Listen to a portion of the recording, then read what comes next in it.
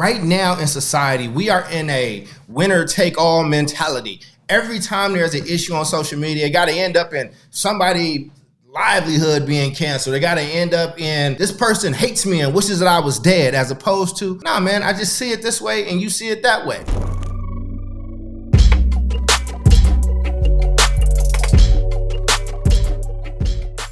Improving our social discourse, improving just how we talk to each other in the public, man. It's just a crazy time right now. People just say whatever they want to each other under the guise of anonymity on social media, or because they know they would never have to see that person in public. We've just lost the ability to actually rank the things we talk about. What I mean is, everything is the most important thing, and social media has made it that way, and I really do think that is making us dumber. Yes, we have more access to information.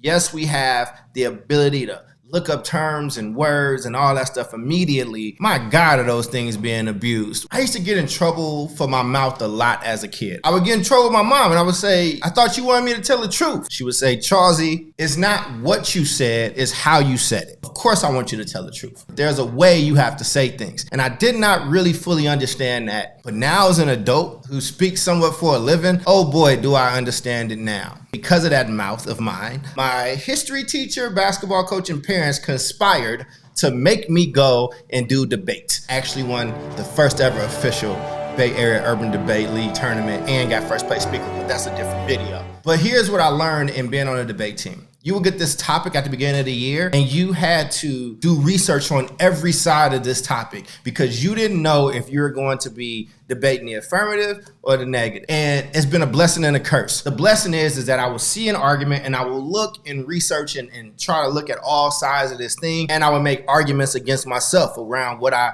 believe. The curse is you end up shooting bail sometimes to people that you probably shouldn't be shooting bail to. But I'm glad that I had that skill. So here are just 5 rules that I think would help to improving the future of social discourse. 1, if you wouldn't say it to someone's face, don't say it on social media. There was a lot of playground justice, should I say, when I was a kid. One of the lessons you learn early is saying the wrong thing to the wrong person, and then you got punched in the face. I'm not saying anybody needs to be punched in the face. What I am saying, though, is that as a child, you get a lesson very early on what you can and can't say and how you can say something, okay? People can say whatever type of nonsense they want right now. Talk about your family. They can talk about your finances. They can really cross some lines. And for the most part, there's nothing you can do about them. Maybe you live in Albuquerque and they live in New York, or even worse, they're not even they don't even have their picture in the profile, right? It's like a picture of an anime character and they just like trolling. You don't know if this person's serious or not. Could be a burner account. All I'm saying is, if we followed this rule though, if we knew that we had to give account for everything we said toe to toe, nose to nose with somebody, I think that we would think about our words in a very different way. Number 2, if everything is urgent, nothing is. When you open up a social media thread, whatever the topic or trending issue of the day is, that's the most important thing. So if the alarm in your mind and body is always at 10 and it's just running that way, there's no difference between different issues, and we have to find a way to get deference in between the things that we talk about and care about. I think that folks that are a part of this generation that have just come into this generation, it could be really difficult to discern what deserves a lot of your attention versus what doesn't deserve a lot of your attention. 3, get you a group text you can trust. I don't know if it's in your Slack channel. I don't know if it's in your text, in your phone. Get you a group of people that you know that know your heart. Save it for your group chat. Say it with me, y'all. Save it for your group chat. Everything don't need to be tweeted. Everything don't need to be put on Facebook. Everything don't need to be on Instagram. I know we are in an era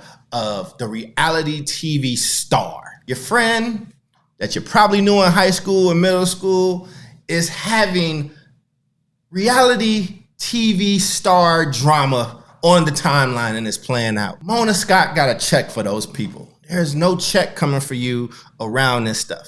The only thing that's coming is a lifelong trail that your kids will one day look at and be like, Mom, what was happening here? Dad, you was wildin', fam. Test it out in your group chat. See how that works for you first. 4, everyone is learning, which is a great thing.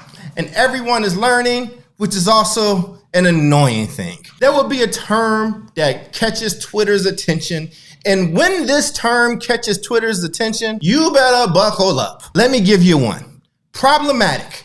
When problematic hit the timeline, if everything wasn't problematic, and here's the thing, it is never wrong when somebody learns something. What is a problem if you just looked up a word and you instantly start tweeting about it and instantly try to use it and apply it, it doesn't really go well. That thing doesn't mean what you think it means. But you know what? We are in a time where even Webster's dictionary is like, I give up. Like, people misuse the term literally all the time. They actually use it in the opposite way it is supposed to be used. And all the dictionaries just says, you know what, fam? We just gonna change the definition. Just because you know something, just because something matters a lot to you, does not mean that it matters the same to everybody else. And we have to be okay with that. It can be very frustrating when people don't understand what that lived experience is, when it feels like my life may not be mattering to folks or whatnot. But if somebody don't know all the terminology or they trying to get there, it's okay if everybody not on your level. It's all right. 5. If you are extremely emotional, close the laptop, put that phone in your pocket. Do not tweet angry. Do not go on Facebook and Instagram or Twitter angry. It will not end well for anybody. It may feel good to you in a moment. Promise you, you will regret it later. And you just spraying a Tommy gun at people that may or may not deserve it, but there's better ways to do it. This has just been a quick piece just around improving our social discourse for the future. We cannot keep on this train. Our existence is becoming quite absurd, okay? There are a lot of shows and movies that we used to watch that were satire about the future. Real life has better storylines than what these people came up with, which is very scary, but we can turn this around. Gotta take responsibility for ourselves. This is me included. I can do a lot better. These rules are not just for you. These are rules for me as well, okay? So with that being said, y'all be smooth. Take care of each other. Peace. The better question is, are you okay with failing? Are you okay with losing? If you can answer those things as yes, then I would say run like hell. Start running right now. Stop waiting for folks.